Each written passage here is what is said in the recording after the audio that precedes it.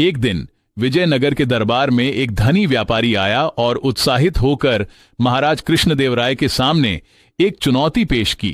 उसने गर्व से कहा, महाराज, मैं जानना चाहता हूं कि इस दरबार में कौन सबसे बुद्धिमान है। मैं 3 ऐसी पहेलियां लेकर आया हूं जिन्हें सुलझाना बेहद मुश्किल है। जो व्यक्ति इनका सही उत्तर देगा उसे मैं सोने की 100 मुद्राएं दूंगा। महाराज ने मुस्कुराते हुए तेनालीराम की ओर देखा। उन्होंने कहा, तेनाली, क्या तुम इस चुनौती को स्वीकार करोगे?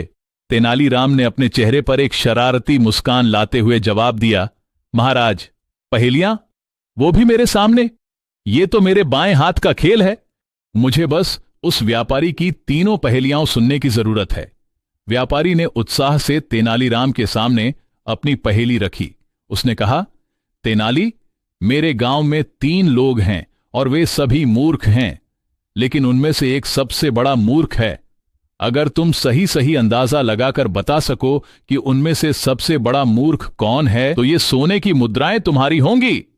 तेनालीराम ने आंखें गोल करते हुए कहा, वाह, यह तो एक मजेदार चुनौती लग रही है। मुझे बताओ उनके बारे में। व्यापारी ने तीनों मूर्खों का वर्णन करते हुए कहा, पहला मूर्ख, वह हर दिन अपने घर की छत पर बैठकर सोचता है कि वह आकाश में उड़ सकता है।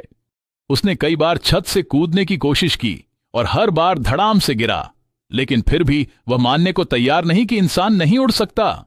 दूसरा मूर्ख, यह व्यक्ति अपने खेत में एक कुआं खोद रहा था और फिर अचानक उसे लगा कि अगर वह मिट्टी वापस कुएं में डाल दे तो कुआं खुद खुद बन जाएगा। अब वह रोज मिट्टी को बाहर निकालता है और फिर से उसी जगह पर डाल देता है, लेकिन कुआं कभी पूरा नहीं होता।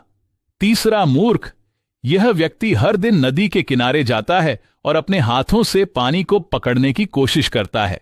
वह सोचता है कि अगर वह तेजी से हाथ हिलाएगा तो पानी उसके हाथों में आ जाएगा, लेकिन जाहिर है वह कभी पानी नहीं पकड़ पाता और फिर भी हर दिन वही कोशिश करता रहता है।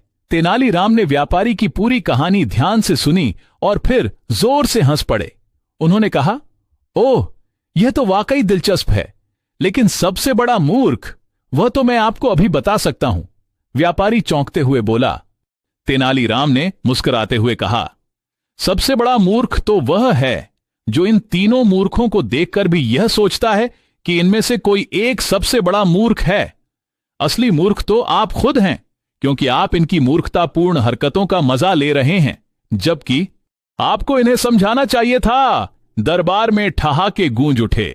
महाराज कृष्णदेवराय और सभी दरबारी तेनालीराम की चतुराई से बेहद प्रभावित हुए।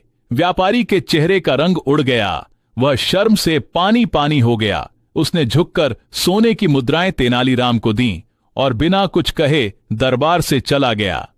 इस कहानी से यह सीख मिलती है कि दूसरों की मूर्खता पर हंसने से पहले हमें खुद पर ध्यान देना चाहिए। जो व्यक्ति दूसरों की मूर्खता का मजाक उड़ाता है वह खुद सबसे बड़ा मूर्ख साबित हो सकता है।